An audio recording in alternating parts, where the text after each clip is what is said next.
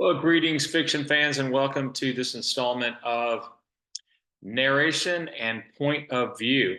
This will be of particular use to those of you who are in the AP Literature and Composition program. So let's go ahead and see if we can get this thing opened up and get rolling.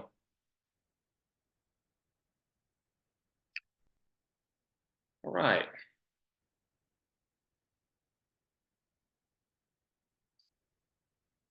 So this particular presentation is going to talk mainly about the various points of view that you encounter in fiction. A lot of this will be germane in nonfiction as well. But what we're covering here is information in Unit 1 of the AP Literature and Composition curriculum. And so here we go. So when we talk about point of view, writers create narrators. In poetry, we call them speakers, in order to relate their stories to their readers and connect the readers to their text. So point of view then, in this context, refers to the narrator's vantage point or lens through which the story is told. And POV, which is short for point of view, encapsulates both who is telling the story and that character's involvement in the story. So it's worth noting that that perspective is how characters understand the world around them and shouldn't be confused with or considered to be synonymous with point of view. All right, so here are the basic points of view, the ones that are going to matter to us most. We're talking about first-person narrator. It's overwhelmingly singular, although occasionally you will get first-person plural points of view. For example, the narrator in William Faulkner's A Rose for Emily, who reports through the lens of his community. So he uses third-person pronoun we quite often. Okay, then you have third-person narrator, and there are a couple of perspectives that we're going to consider here. So you've got limited omniscience. In this way, the narrator allows us into one or two minds. Omniscient is multiple minds. And then we have second-person singular. Don't see that very often, but we'll touch on it here in a moment. So here are the first basic indicators that we're in first person singular. Narrator uses the pronouns I, me, my, and mine. And this is what matters to us beyond just simple ability to identify what person we're in, is the effect on the narrative. So the narrator understands the story from her own perspective. Because of this, the narrator has knowledge related to his own perspective and only to his own perspective. And the narrator is affected by other characters and events in the plot because the narrator here is participating in the action of the plot. All right, so we're going to talk about two basic ways, basic buckets that we can put first-person narration into with respect to the narrators. First one has to do with a reliable narrator. So a good example of a reliable narrator in fiction would be Nick Carraway from F. Scott Fitzgerald's The Great Gatsby. So the narration comes from a place of security. In other words, this character is not under duress in any kind of way. So we assume that they are reporting things exactly as they are happening to that person. There's sort of an ethical maturity and a conventional moral stance with the reliable narrator. And there's also a retrospective, or the possibility of a retrospective reevaluation or reinterpretation of another character. Say, take the narrator in Jane Eyre as a good example of this. All right, now, and this is kind of the more fun part, and that is the unreliable narrator. And so part of what you'll do with your teachers and as you're developing your own writing, or your own reading rather, is the ability to key into the cues that the author is giving you as to the relative reliability of the narrator. So what we're saying here is that an unreliable narrator knows less about himself than even the reader eventually does. And so here are the basic types, and there are about a half a dozen of these. So you have the naive narrator. So this is one who lacks experience, sometimes children or very inexperienced adults. The narrator in What Maisie Knew would be a good example of this. Second is an outsider. So even though this person is narrating from their own point of view, because they lack an understanding of say the environment from which they are telling the story, it makes their perspective somewhat blunted or limited, or in a lot of cases flat out wrong. Again, because they don't understand the environment in which they're operating and storytelling. Okay, so a picaro likes to embellish or exaggerate a story. These are often the best storytellers of all. I think that you've probably experienced someone who just loves to tell stories. I probably would class myself in that group. And so there's a lot of embellishing, and it's an entertainment. So if you think about writing as designed to inform, persuade, and entertain, that for the picaro, this is their job one is to entertain their listeners or readers. Okay, then we have an insane person, someone who's lost touch with reality or is otherwise mad. They can tell a compelling story that may not be reflective of the truth, but we are constantly aware of their perspective and balancing our sense of what they're saying with what we understand as reality. And so then last is the liar. So this is a narrative figure who is intentionally deceiving the listenership, the readership. I mean, these are rare to encounter, but they tell that sort of nuanced story because the reader's got to try to sort fact from fiction as they proceed with the narrative arc. All right, now let's move into third person. So there are two basic types of third person. We have limited omniscience, and then we have full omniscience. So let's drill down on what these things are. So your indicators of third person narrative perspective is going to be use of the pronouns he, she, they, him, her, them, his, hers, and theirs. The effect on the narrative then is the narrator may be bound by time or space, and so you as a reader has to take that into consideration. And the narrator typically knows the thoughts and experiences of some, generally one or two, but not all of the characters. So now we go into third person omniscient. So the indicators use the same pronouns that are used by the third person limited narrator. The effect on the narrative here is different because the narrator is unbound by time or space. So if we think of omniscient as being all-knowing, godlike, knowledge of a higher power, something of that nature, then they have the capacity to report things that are happening with all the characters, although they may not choose to do so. Narrator knows all of the characters' thoughts and experiences. I mentioned before they may not share them all because, and I use this analogy, if you go to a restaurant that's got one of those 37-page menus and like 6-point type, it's difficult to decide what it is that you want. So the narrator, or so the author, will give even an omniscient narrator potentially limited perspective, or at least what they're willing to report, because if everything has importance, then nothing has importance, if that makes sense. So then this narrator provides the reader with information that even characters don't have. All right, so we're just going to touch briefly on second person. The most obvious indicators, as you might expect, would be second person pronouns, you, your, and yours. The effect on the narrative then is that this technique, and I say forces, you could be more charitable and say it invites, but it really does, it forces the narrator, the reader to participate in the story.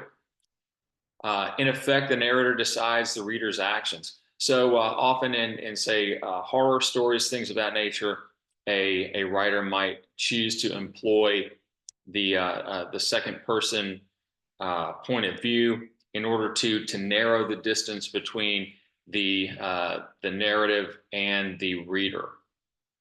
All right, so now we're going to go beyond.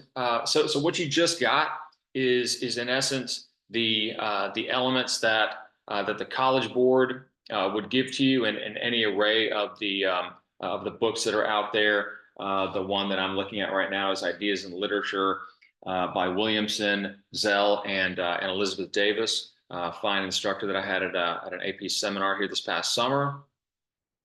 but we're moving beyond this curriculum into something that I'm going to suggest is far more nuanced than the information that you just received. What you just received is good basic information that will allow you to have an intelligent conversation about fiction, especially the fiction that you're going to cover in Unit 1. But we're now sort of sliding into an area that interests me, which is narrative theory and how third-person narrative in particular has changed over the last few decades. Okay, so we're going to be relying a good deal on the work of the gent you see pictured there. That's Professor James Wood, book critic at the New York Times, professor of the practice of literary criticism at Harvard University. And he's the author of a number of absolutely excellent books, writes essays on an array of literary topics, and the book How Fiction Works that I just had pictured on that last slide is outstanding if you have an interest in narrative theory. All right, so third person. So let's talk about omniscience. And again, this is viewed through. So this is James Wood doing a far deeper dive into to some of these concepts than you generally are going to get. So in Wood's view, omniscience is rarely as omniscient or all-knowing as, and he says, as it seems, but I would go so far as to say as you might expect. So when you think all-knowing, it's like, okay, well, nothing escapes their notice. But here's the thing. You've got a human being who is presenting a narrator to the readership.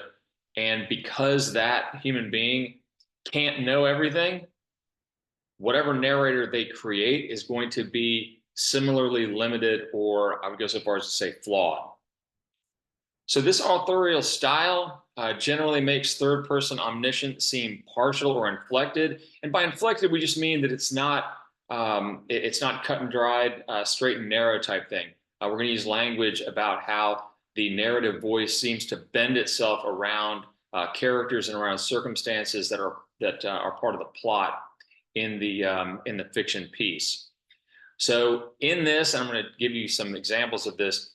This style draws attention to the writer, but it's super nuanced. A lot of readers that aren't paying particular attention, making differentiation between and among various elements of how the story is told, will miss this sort of thing. But if you continue on and watching and listening to the video, I hope that this will tease out some things that you might find interesting and useful as you talk about point of view. Okay, so according to Woods, so-called omniscience is almost impossible, again, due to the limitations of your basic human beings. All right, so omniscience. As soon as someone tells a story about a character, the narrative, quote, and I'm quoting Wood here, seems to want to bend itself around that character. Because, as you know, the character is the thing. It is the protagonist, your central figure, is the most important part of the narrative. And although, from a thematic standpoint, you occasionally will have antagonistic forces that are not human, they generally are human beings. And so we like reading about other people because we either see ourselves in them, we see flaws in them that we are happy that we don't have, or in a lot of cases, we see flaws in them that we are sort of loath to admit to having. So narrative wants to merge with that character, and we're talking really about the focal character. And the narrative wants to take on his or her way of thinking and speaking, which leads us to free indirect style. I'm not going to drill down on this too much, but Wood and other scholars talk about Jane Austen as being one of the sort of most noteworthy purveyors of the style that we're going to discuss here in a moment, that we call free indirect discourse or free indirect style, free indirect speech. It's known by a few different names. Okay, so we're going to differentiate between quoted speech and reported speech. So here's how this looks. As an example, he looked over at his wife. Quote, "She looks so unhappy," he thought, "almost sick." Close quote. He wondered what to say. So this is direct or quoted speech, again, because it's contained within quotation marks. And it's combined with the character's reported or indirect speech. He wondered what to say. So this is reported by the narrator. This is, so again, I'm using Wood and his words, an old-fashioned notion of a character's thought as a speech made to himself, a kind of internal address. And so the business where it says he thought and so forth is referred to as tagging. So when you see this sort of, these sorts of clauses that are sprinkled throughout the reporting of characters' thoughts, you know that it falls under the category of quoted speech, reported speech. Okay, so here's indirect reported speech. He looked over at his wife. She looked so unhappy, he thought, almost sick. He wondered what to say. So we call this reported because it lacks the quotation marks that we had from direct or quoted speech. So this is reported indirect speech, the internal speech of the husband reported by the author and flagged as such with the term he thought. So this is the most recognizable, most habitual of all the codes of standard realist narrative. And this is really what we're talking about here. I mean, we could go into talking about Marquez and some other authors that are dealing with magical realism and so forth. But this, for us, our primary focus here is going to be on what we're calling the realist narrative. Now, let's drill down on free indirect speech. And here's the example. He looked at his wife. Yes, she was tiresomely unhappy again, almost sick. What the hell should he say? So this free indirect speech is because the husband's internal speech or thought has been freed of the authorial flagging. So we don't have the tags of he said to himself, he wondered, or he thought. So the gain here is in flexibility. And so the narrative, again, this is Wood's words, the narrative floats away from the author and takes on the properties of the character, which is what makes this style more compelling than sort of traditional narrative technique. So the writer inflects the reported thought, meaning he bends it around the character and the character's words.